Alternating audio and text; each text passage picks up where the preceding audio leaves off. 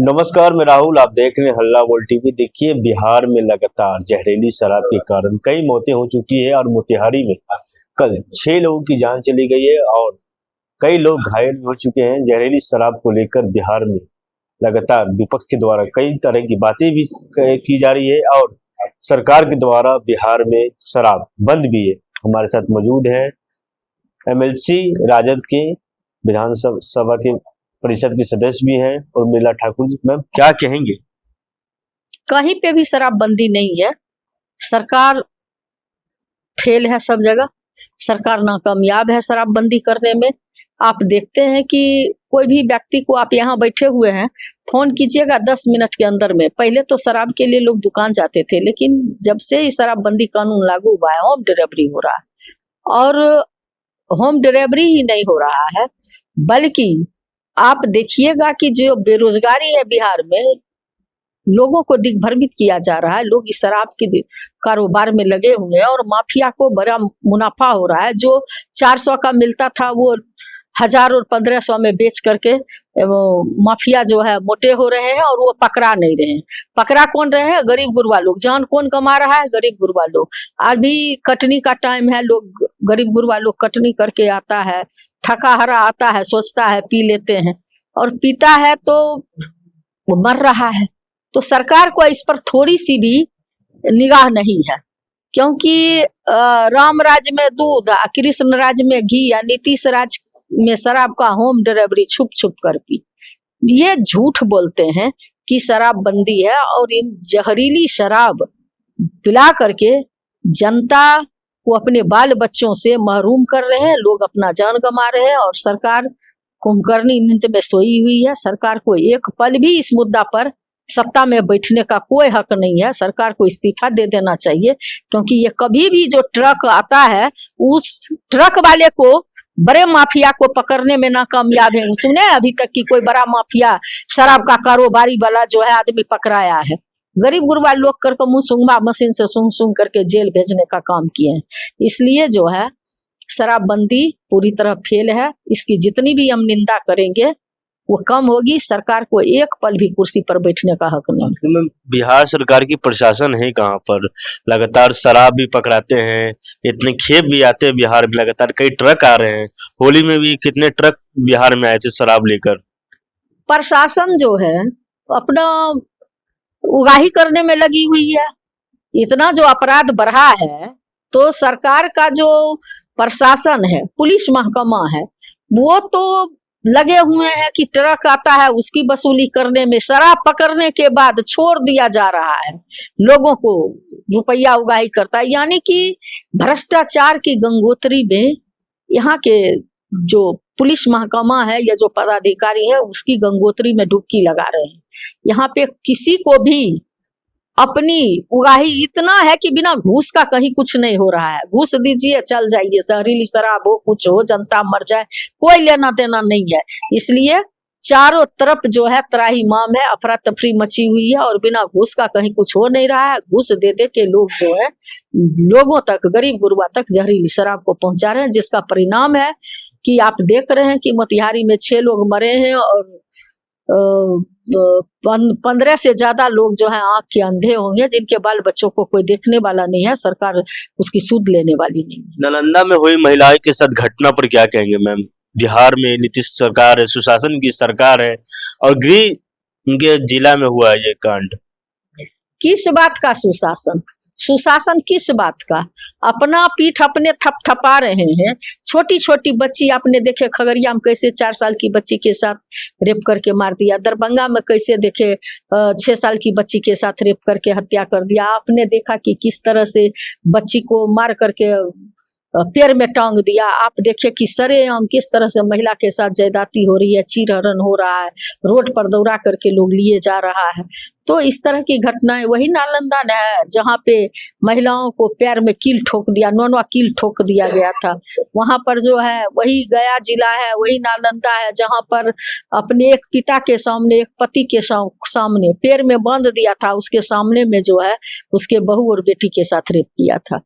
तो सरकार का इकबाल खत्म हो चुका है। सरकार कहीं पर भी जो है सुरक्षा देने में जनता को नाकामयाब है। ये सरकार कह रही है कि सुशासन है, तो ये अपने मुंह मियां मिट्ठू बन रहे हैं, पूरे देश और दुनिया देख रही है।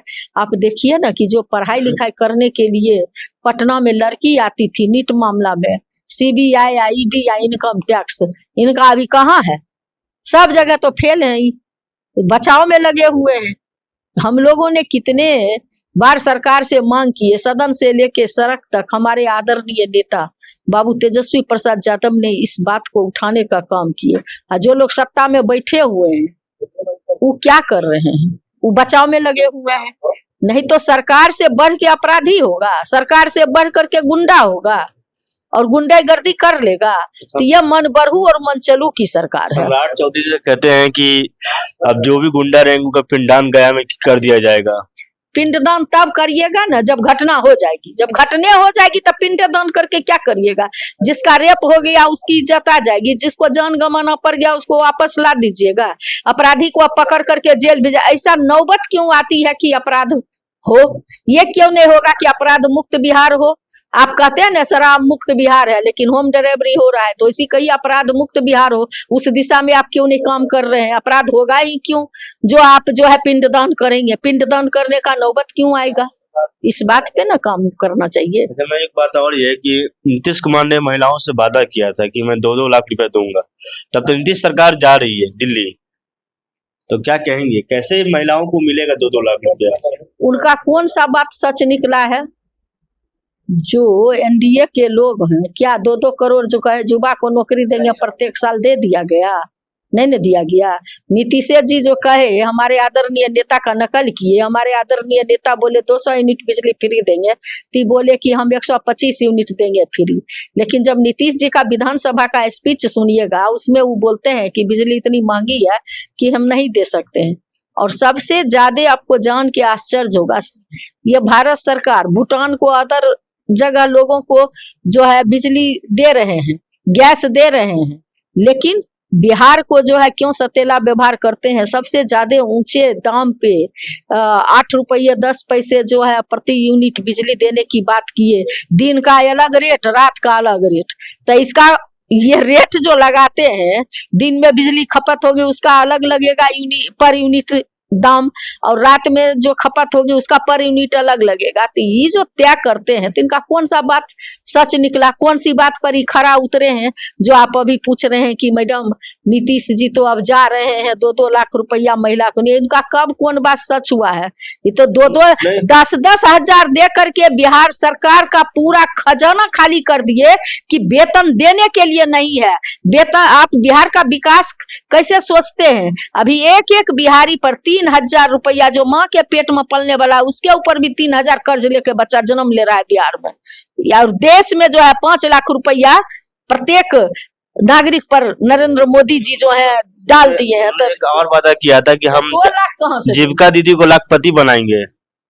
जीविका दीदी को वो अपना रुपया देकर लाखपति बना रहे हैं। जीविका देवी दीदी अपने हस्बैंड का, अपने बेटा की गाढ़ी कमाई को ग्रुप में जमा करती है, निकालती है। क्या सुविधा दी है जीविका दीदी को? ये तो हमारे आदरणीय नेता 17 महीना के सरकार में आए तो जीविका दीदी का जो मानदेय मिलता था उसको 2 गुना किए। अब 4,000 मिलता था तो 8-10 हजार किए। और इतना ही नहीं, हमारे आदरणीय नेता बोले थे सत्ता में आते तो सभी जीविका दीदी को, जैसे टीचर को जो है राजकर्मी का दर्जा दिए, उसी तरह से जीविका दीदी को भी राजकर्मी का दर्जा मिलता कि और उन लोगों को जो 4,000 मिलता था वो 4,000 नहीं 30,000 का महीना मिलता। लेकिन ये जीविका दीदी को प्रलोभन दे करके 2-2 लाख रुपया देंगे करके ठगने का काम किए। अगर जीविका दीदी या साथ देती, झांसे में नहीं आती, तो हर महिला को आदरणीय नेता हमारे बोले थे माई बहन मान योजना के तहत 2500 रुपया प्रत्येक महिला को मिलता।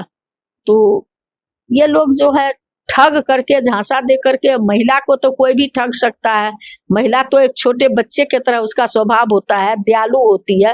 वो तो प्रकृति और माने प्रकृति में सबसे ज्यादा अगर कोई व्यक्ति अगर सोच सकता है कि महिला जो है किसी काम को अगर ठान ले तो कर दे। तो झांसा में आ गई तो अपना ठान लीजिए, नीतीश सबसे अच्छे हैं, दे दिए। तो अब नीतीश न समझेंगे कि 2 लाख कब देते हैं, हम जा रहे हैं खुद भाग रहे हैं तो कैसे इसको दिला दे। तो जा रहे अपने मन से जा रहे, अपने मन से कहाँ जा रहे हैं, वो तो एकदम पूरा हाईजैक हो ले, अपने मन से कहाँ जा रहे हैं। Z+ की सुरक्षा दे करके हाईजैक किए हुए हैं। तो सपना था कि मुझे राज्यसभा सांसद बनना है।